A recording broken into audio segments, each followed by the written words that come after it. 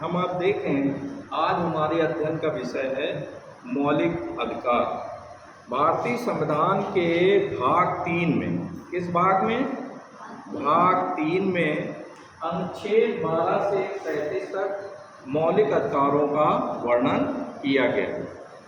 प्रश्न यहाँ ये उठता है कि ये मौलिक अधिकार क्या हैं।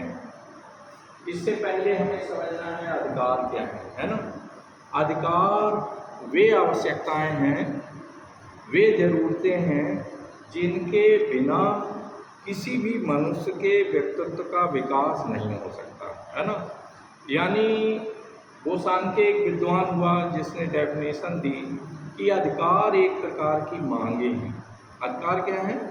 एक प्रकार की मांगे हैं जिन्हें समाज स्वीकार करता है और राज्य उन्हें लागू करता है। ठीक है। अब आप देखें इसके अलावा लॉस्की ने बताया कि अधिकार जो है वे परिस्थितियां हैं, those are such a kind of circumstances जिनके बिना आपकी पर्सनालिटी जो व्यक्तित्व है उसका समग्र विकास नहीं हो सकता। अब पर्सनालिटी क्या है, व्यक्तित्व क्या है? व्यक्तित्व के कई एस्पेक्ट होते हैं, है ना। व्यक्तित्व शारीरिक विकास से बनता है, हमारी मानसिक संरचना उससे बनता है, और हमारी जो हमारी आध्यात्मिक सोच है उससे बनता है, और हमारे जो मानवीय गुण, इन सभी को मिला करके हमारे व्यक्तित्व का निर्माण होता है। तो आप देखें व्यक्तित्व विकास के लिए ये अधिकार बहुत ही जरूरी होते हैं। अब अधिकार कई तरह के होते हैं, है ना। राजनीतिक अधिकार होते हैं, कानूनी अधिकार होते हैं, सिविल राइट्स होते हैं, नागरिक अधिकार होते हैं, है ना, आर्थिक अधिकार होते हैं, सामाजिक अधिकार होते हैं, है ना, और मानव अधिकार। मानव अधिकार जिनकी व्याख्या 10 दिसंबर 1948 को, कब? 10 दिसंबर 1948 को, इस तिथि को भी हमें नोट कर लेना है। संयुक्त राष्ट्र संघ ने मानव अधिकारों का डिक्लेरेशन किया था। कब किया था? 10 दिसंबर 1900। जीके में आपके क्वेश्चन आ जाएगा कि मानव अधिकारों, एक प्रश्न यही आ जाएगा, मानव अधिकार दिवस कब मनाया जाता है? 10 दिसंबर, क्योंकि इसी दिन जो है मानव अधिकारों की घोषणा हुई। तो अब आप देखें जो मानव अधिकार हैं वो बहुत सारे हैं।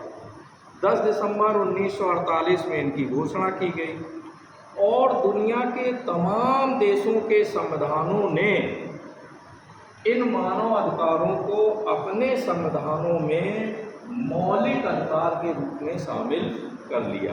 किस रूप में? मौलिक अधिकारों के रूप में इन्हें सम्मिलित कर दिया।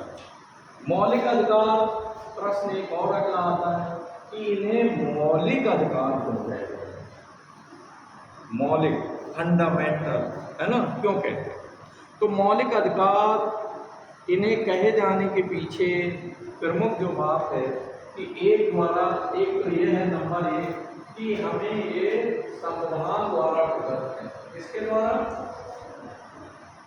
किसके द्वारा इन्हें ये हमें प्रदान किए गए हैं? संविधान में इनका वर्णन किया गया है ना। भाग 3 में इनका विस्तृत वर्णन है, अनुच्छेद 12 से 35 में। तो आप देखें संविधान द्वारा प्रदत्त है।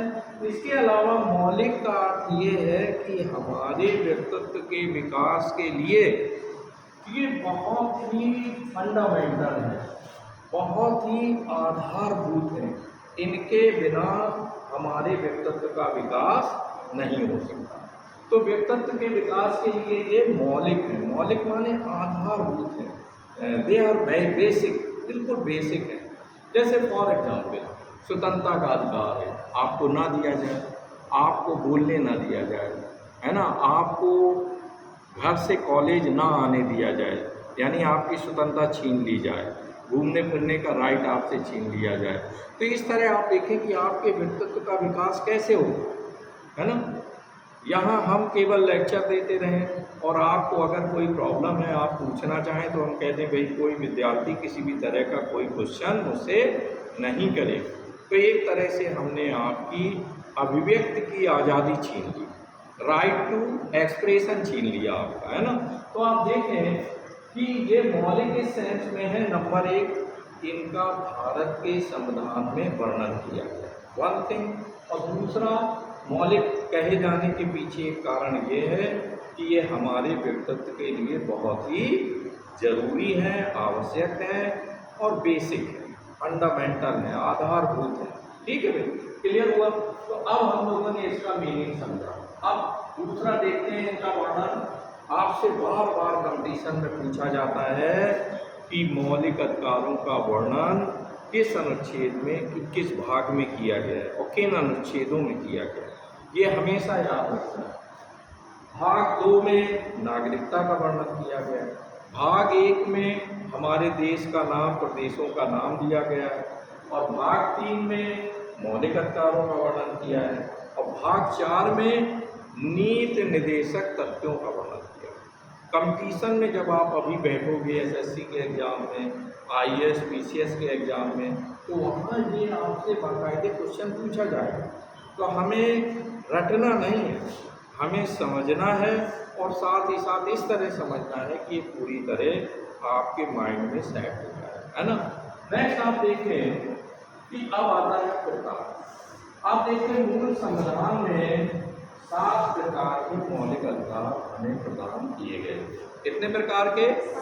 7 प्रकार के मौलिक अधिकार प्रदान किए गए थे।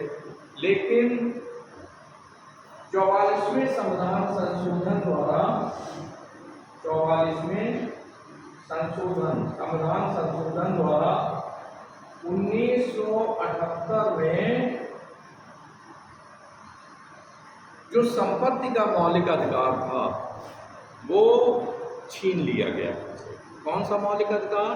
संपत्ति का मौलिक अधिकार, और उसको मौलिक अधिकार से हटाकर कानूनी अधिकार बना दिया गया। कैसा अधिकार बना? ये कानूनी अधिकार बना दिया गया। तो अब ये कानूनी अधिकार, पहले इसका वर्णन अनुच्छेद 31 में था, अब इसको अनुच्छेद 300 का में ले जाया गया, है ना। तो आप देखें, फिर इसके बाद आप देखें कि मौलिक अधिकारों की संख्या कितनी हो गई? 6। लेकिन पुनः फिर हमें एक मौलिक अधिकार प्रदान कर दिया गया है, जो कि है प्रारंभिक शिक्षा का मौलिक अधिकार। तो इस तरह पुनः 7 मौलिक अधिकार हमारे हो गए। कौन सा मौलिक अधिकार दिया गया है? प्रारंभिक शिक्षा का मौलिक अधिकार, और इसका वर्णन अनुच्छेद 21 का में किया गया है। किसमें किया गया है? अनुच्छेद 21 का या अनुच्छेद 21A, है ना। इंग्लिश में ए हो जाएगा, हिंदी में का हो जाएगा। नेक्स्ट हम आप देखें कि ये जो मौलिक अधिकार हैं ये वर्तमान में पुनः 7 प्रकार के हो गए हैं। अब हम आप देखते हैं समानता का मौलिक अधिकार। अच्छा, एक प्रश्न ये भी पूछा जाएगा कंपटीशन में कि ये मौलिक अधिकार हमने कहाँ से लिए हैं, किस देश से लिए, कहाँ से लिए हैं? स्रोत में हम लोगों ने चर्चा की थी, अमेरिका, यूएसए के संविधान से लिए गए हैं। कहाँ से लिए गए हैं? यूएसए, संयुक्त राज्य अमेरिका के संविधान से हमने इन्हें ग्रहण किया। तो आज हम आप चर्चा करेंगे पहले मौलिक अधिकार की, जो है समानता का मौलिक अधिकार। समानता का अधिकार आप देखें, इसका वर्णन, समानता के अधिकार का वर्णन अनुच्छेद 14 से 18 तक किया गया है। कहाँ से कहाँ तक किया गया है? अनुच्छेद 14 से अनुच्छेद 18 तक इसका वर्णन किया गया है। ठीक है, अब आप देखें अनुच्छेद 14 में क्या है? 14, 15, 16, 17, 18, है ना। ये आपके 5 मौलिक अधिकार इसमें दिए गए। ठीक है, 14 में है कानून के समक्ष समानता। क्या है भाई? कानून के समक्ष समानता। कानून के समक्ष समानता का वर्णन इस अनुच्छेद 14 में किया गया है। ठीक है, अनुच्छेद 15 में सामाजिक समानता का वर्णन है। किसका है वर्णन? सामाजिक समानता का, सामाजिक समानता का वर्णन है। 16 में अवसर की समानता का वर्णन है, अवसर की समानता। 17 में अस्पृश्यता निषेध यानी छुआछूत का अंत, अस्पृश्यता निषेध का वर्णन है, अस्पृश्यता निषेध। और अनुच्छेद 18 में उपाधियों के अंत का वर्णन है, उपाधियों का अंत, ठीक है, या उपाधियों का निषेध का वर्णन किया गया। तो हम आप देखें कि ये 5 अनुच्छेद हैं, इन्हें क्रमशः हमें समझना है। कानून के समक्ष समानता से अभिप्राय ये है कि देश के सारे नागरिक, पुरुष या स्त्री, कानून की नज़र में सब बराबर है। चाहे देश का सर्वोच्च राज्याध्यक्ष राष्ट्रपति हो, या एक आम 4th क्लास कर्मचारी हो, या मजदूर हो, किसान हो, सभी को समान कानून के उल्लंघन करने पर समान दंड दिया जाएगा। फॉर एग्जाम्पल, अगर किसी ने 302 जो धारा है, यानी किसी का मर्डर कर देना, तो अगर कोई किसी का मर्डर कर देता है, वो कोई भी हो, चाहे सर्वोच्च पदाधिकारी हो या कोई छोटा व्यक्ति हो, उसको जब अपराध दिया जाएगा तो कानून की नज़र में बराबर का दंड दिया जाएगा, कोई भेदभाव नहीं किया जाएगा। तो यहाँ हमें देखना है, और ये कानून के समक्ष समानता ये हमने ब्रिटेन से लिया है। कहाँ से लिया है? ब्रिटेन से। और इसी से एक टर्म और निकलता है, रूल ऑफ लॉ। क्या निकलता है? Rule of law. इसकी व्याख्या जो है लॉस्की ने की है। रूल ऑफ लॉ का सबसे नहीं, लॉस्की की जगह इसको सॉरी डाइसी लिखना है। किसको लिखना है भाई? डाइसी। रूल ऑफ लॉ का सबसे बड़ा व्याख्याकार, सबसे बड़ा विद्वान डाइसी को माना जाता है। इसने कानून के शासन पर जोर दिया, रूल ऑफ लॉ, और इसी रूल ऑफ लॉ के अंतर्गत इसने इस बात की व्याख्या की कि कानून के समक्ष सभी को समान होना चाहिए। अब पता लगा राष्ट्रपति है और वो किसी व्यक्ति का मर्डर कर देता है, तो ये हमारे संविधान में लिखा हुआ है कि पद पर रहते हुए तो उसे नहीं अरेस्ट किया जा सकता, तो पहले उसे पद से हटाया जाएगा। हटाने के बाद फिर जो कानूनी प्रक्रिया है, उस कानूनी प्रक्रिया को उसे फेस करना होगा। क्लियर? क्योंकि वो राज्य का मुखिया है, राष्ट्रपति है ना।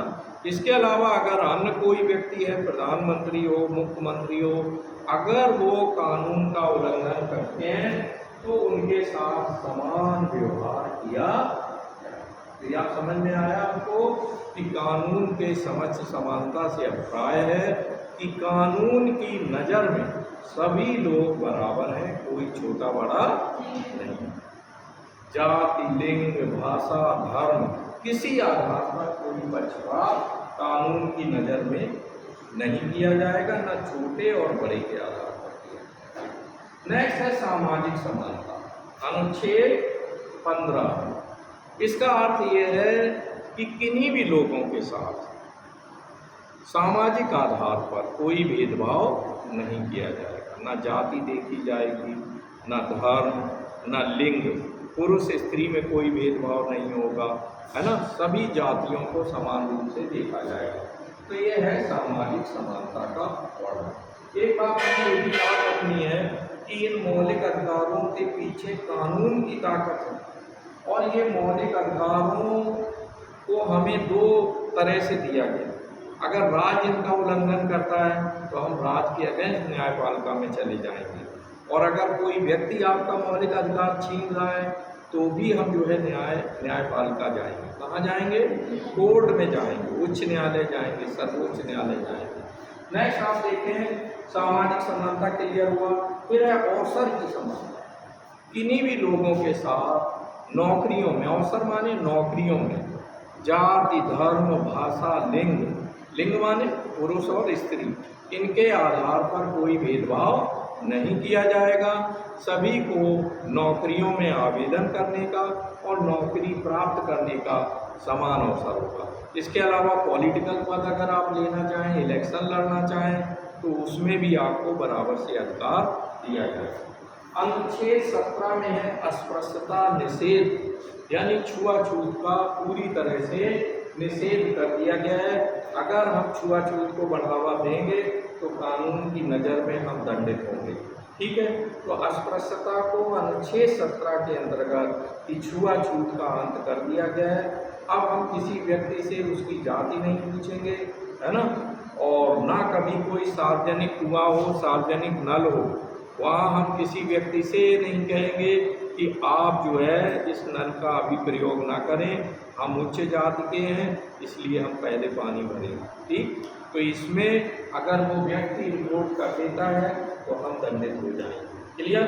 तो वो बात अलग है, हम घर के अंदर अपना कुआं नल खुदवाएं, उसमें कैसे भी यूज करें, लेकिन अगर सार्वजनिक स्थान पर है तो हम कोई भेदभाव नहीं करेंगे। होटल में बगल में बैठे हुए व्यक्ति से हम नहीं पूछेंगे तुम अपनी जाति बताओ कौन सी है।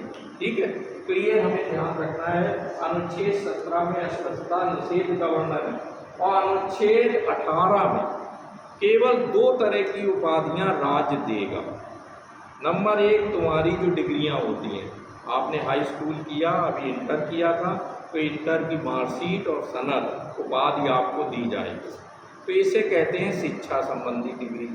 इसके अलावा सेना में भी उपाधियां दी जाएंगी, है ना, जैसे किसी को दिया जाता है परमवीर चक्र दिया जा रहा है, अशोक चक्र दिया जा रहा है, Mahavir, there are so many chakra, तो वो सारी उपाधियां वहाँ दी जाएंगी। तो एक आर्मी में दी जा सकती हैं, दूसरा शिक्षा संबंधी। इसके अलावा अन्य उपाधियां राज्य नहीं देगा, लेकिन हम आप देख रहे हैं कि राज्य उपाधियां दे रहा है। पद्म भूषण, पद्म विभूषण, भारत रत्न, ये सारी उपाधियां दी जा रही हैं, जबकि इस अनुच्छेद 18 के अनुसार ये नहीं दी जानी चाहिए। तो आज हम सब ने मौलिक अधिकारों के अंतर्गत समानता के मौलिक अधिकार का अध्ययन किया है। इसे हमें पूरी तरह से तैयार करना है। ये ना केवल तुम्हारे एग्जाम में आएगा, बल्कि साथ ही साथ एसएससी, रेलवे, आईएएस, पीसीएस में भी इससे क्वेश्चन आएंगे। That's all about today.